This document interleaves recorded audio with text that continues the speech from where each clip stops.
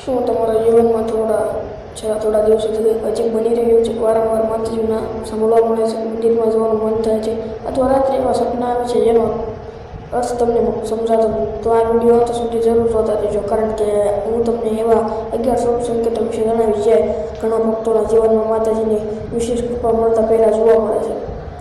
આ સંકેતો દરેકને મળતા નથી, અને જો તમને આમાંથી એક પણ સંકેત મળી રહ્યો હોય તો શક્ય છે કે તમારા જીવનમાં ખૂબ મોટો ફેરફાર આવવાનો હોય. તો ચાલો શરૂઆત કરીએ. સંકેત નંબર 1, વારંવાર માતાજીનું નામ સાંભળવું. જો પ્રકાર વગર તમારા કાનમાં માતાજીનું નામ વારંવાર સંભળાય, અચાનક કોઈ ભજન વાગી જાય અથવા સોશિયલ મીડિયા પર વારંવાર માતાજીના વિડીયો દેખાવા લાગે, તો આ માત્ર સંયોગ નથી. ઘણા લોકો માને છે કે માતાજી તરફ મળતો પ્રથમ સંકેત હોઈ શકે છે.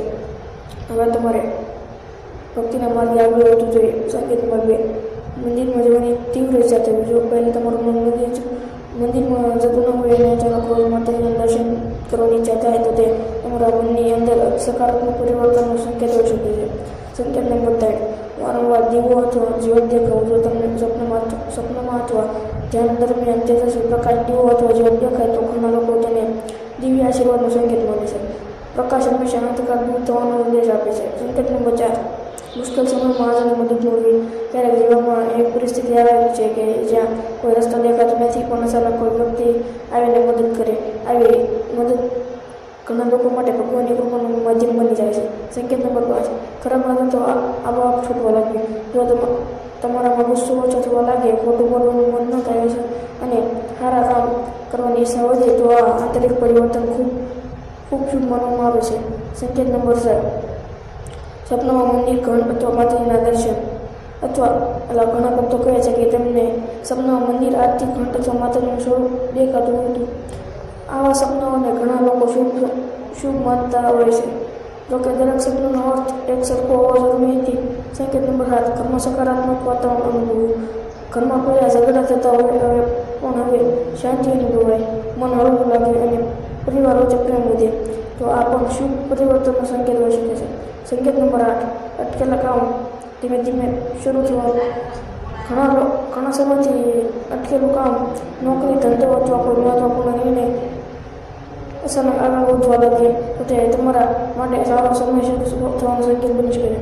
સંકેત નંબર 9, મનમાં શાંતિ વધવી, ભક્તિ વધવી. જો તમને ભજન સાંભળવું ગમે, જાપ કરવાની ઈચ્છા થાય અથવા માતાજીનું સ્મરણ આપોઆપ થવા લાગે, તો આ મનની આધ્યાત્મિક પ્રગતિનો સંકેત હોઈ શકે. સંકેત નંબર 10, અશાંતિ દૂર થઈ શાંતિ મળવી. પહેલાં મનમાં સતત ડર, ચિંતા, નિરાશા રહેતી હોય અને ધીમે ધીમે આત્મવિશ્વાસ અને શાંતિ અનુભવતી હોય, તો આ ખૂબ સકારાત્મક પરિવર્તન છે. સંકેત નંબર 11, જીવનમાં આશાનું નવું કિરણ દેખાવું. જ્યારે બધું સમાપ્ત થઈ ગયું હોય એવું લાગે અને અચાનક નવી તક, નવો રસ્તો, નવો વિશ્વાસ અથવા નવી શરૂઆત મળે, ત્યારે ઘણા ભક્તો તેને માતાજીની કૃપાનો આશીર્વાદ માને છે.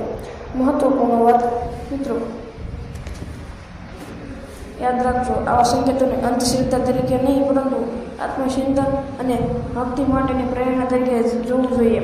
જીવનમાં સફળતા માટે ભક્તિ સાથે સારા કર્મ, મહેનત અને સકારાત્મક વિચાર પણ એટલા જ જરૂરી છે. જો તમારા જીવનમાં પણ આવા કોઈ અનુભવ થયા હોય તો કોમેન્ટમાં જરૂર લખજો. અને જો તમે માતાજીમાં આશી શ્રદ્ધા રાખતા હોય તો કોમેન્ટમાં લખો જય માતાજી. વિડીયો ગમ્યો હોય તો એક લાઈક કરો, પરિવાર અથવા મિત્રો સાથે શેર કરો, અને આવી ભક્તિભર્યા વિડીયો માટે અમારી ભક્તિસાગર ચેનલને જરૂર સબસ્ક્રાઈબ કરો. જય માતાજી. જય માતા.